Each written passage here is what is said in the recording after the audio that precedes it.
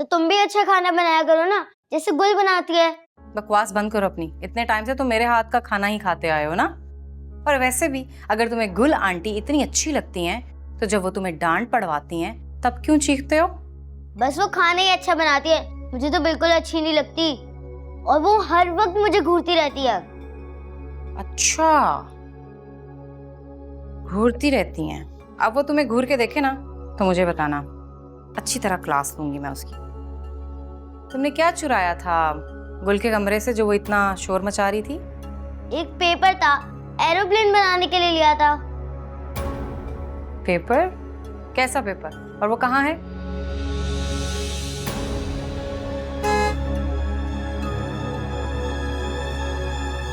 चलो जाओ, तुम्हारी वैन आ गई। Pocket money? पॉकेट मनी तुम्हारे मांगने से पहले ही मैं लेकर आई हूँ, ये देखो। लेकिन तुम्हारे बाबा ने पॉकेट मनी देने से मना किया है, उनको पता नहीं चलना चाहिए, ठीक है? सही है। जाओ, बाय बाय। मैं ठहरा एक बीमार बंदा। ठीक कह रहे हो राधा, क्या कर सकते हैं यार, बस जिंदगी के झमेलों में फंस के रह गए। 2 माह पहले इरादा किया था आने का, लेकिन तुम जानते हो किन चक्करों में फंस गए थे हम। हाँ हाँ भाई, मुझे पता है, और इसी वजह से तो मैं खुद आ गया हूं। फिर वो मुझे अहमर की जो रिहाई है उसकी मुबारकबाद भी तो देनी थी ना। हाँ भाई साहब, बस आप लोगों की दुआएं थी जो अल्लाह ताला ने करम किया। अब आप दोबारा इसका जिक्र मत कीजिएगा, हम लोग भी भूल गए। शुक्रिया अंकल। और नौशी, तुम आजकल क्या कर रही? मैं सोशल मीडिया। अच्छा, आपको पता है 2 लाख फॉलोअर्स होने वाले मेरे। क्या करती है सोशल मीडिया पर? सब कुछ।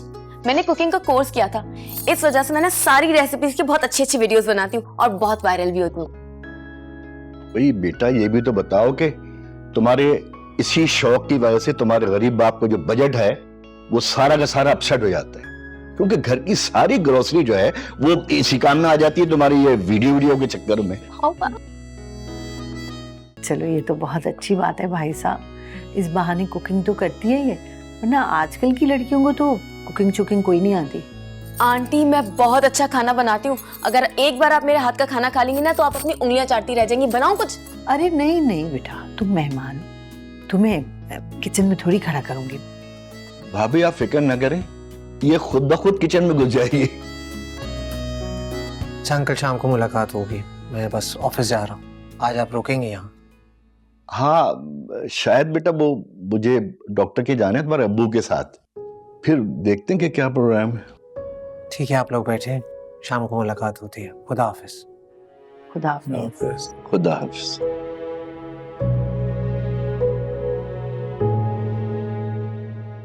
यार रजा, सीधी सी बात यह है, तुम अपनी सेहत का बिल्कुल ख्याल नहीं रखते। पर जब भी तुमसे मुलाकात होती है पिछली दफा से ज्यादा कमजोर नजर आते हो तुम। मैं क्या करूं, ये मैदे का मामला है, इंसान इतनी जल्दी सेहत नहीं पकड़ सकता भाई इसमें। भाई साहब, यहाँ बहुत अच्छे अच्छे डॉक्टर्स हैं, आप बेफिक्र हो जाएं, बहुत जल्द सेहतियाब हो जाएंगे। बस दवा जो है ना वो लग के लेनी है आपने। मुझे इग्नोर करने की कोई जरूरत नहीं है। मैं जो बात कहने आई हूँ ना वो करके ही छोड़ूंगी।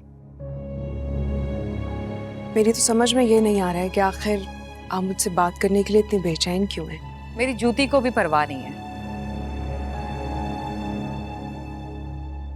सुन लो, तुम्हारे ही फायदे की बात है। मुझे आपसे किसी नफे या नुकसान की कोई उम्मीद नहीं है। अच्छा तो फिर ये देखो, यही है ना वो कागज जिसके लिए रात तुम तड़प रही थी? ये आपके पास क्या कर रहे हैं? ये मुझे दे दीजिए प्लीज। ऐसे कैसे दे दूं? तुरुप का पत्ता तो अब मेरे हाथ लगा है। लेकिन ये आपके किसी काम के नहीं है। ये कानूनी कागज है, ये जो सिर्फ मेरे हैं। प्लीज आप मुझे दे दीजिए। हाँ हाँ, पता है मुझे ये मेरे किसी काम का नहीं है, लेकिन जिनका है ना उन्हें ही वापस करूंगी। और ये किसके? ताई रजिया का। अगर हिम्मत है ना उनसे वापस ले लेना, सिंपल। लेकिन आप ये ओहो अम्मी, क्या बताऊं, मैंने कितनी मुश्किल से इस बात को संभाला है। अरे तो उसका भी सारा वबाल जो है ना फहमीदा पे पड़ेगा। आराम से कर देती तुम्हारे नाम मकान, लेकिन नहीं, तुम्हें ये तरीका अपनाना पड़ा। सौंफ बन के बैठी हुई है कमबख्त। ये मैं पूछती हूँ, क्या मकान कब्र में लेके चली जाएगी? पता नहीं अम्मी क्या करेगी वो। पहले तो बिना कहे अपने बेटे के नाम पे प्लॉट कर दिया था, अब सुमन बुकमन बन के बैठ गई हैं, कुछ कहती ही नहीं है। अपनी बेटी तो ब्याह दी बड़े घर में और बहू लेकर आ गई अमीर घर से उठा के गरीब घर में। अम्मी सिसक सिसक के जिंदगी गुजार रही हूँ मैं कसम से।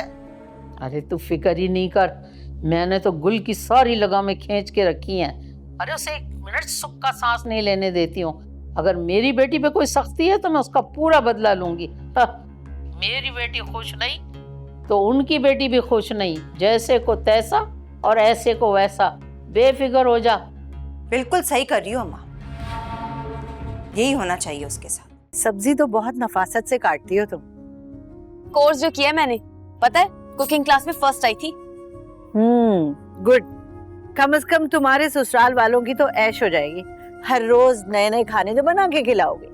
नहीं तो और क्या, मैं तो अपनी सास को बिस्तर से नहीं उठने दूंगी, सारे काम पहले कर लूंगी।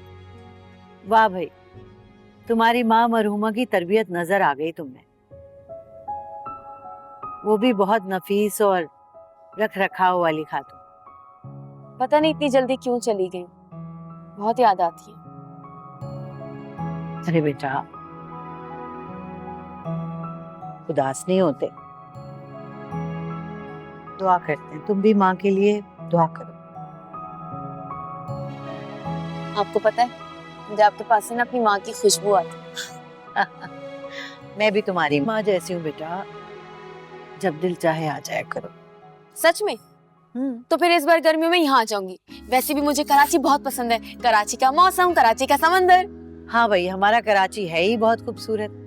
मैं कहती हूँ अमर से किसी दिन तुम्हारी छुट्टी हो तो तुम्हें समंदर की सैर करवा के ले आए। हैं? सच में? ठीक है, इसी खुशी में केक बनाती हूँ सबके लिए। घर वालों को कौन सा अच्छा लगता है सबसे ज्यादा? बेटा मीठा हम लोग ज्यादा शौक से खाते नहीं, तो तुम्हारा जो दिल चाहे बना ले, अच्छा ही होगा तुम्हारी तरफ। तो फिर इंतजार किस बात का, चलें किचन में चलते केक बनाते। चलो आ जाओ।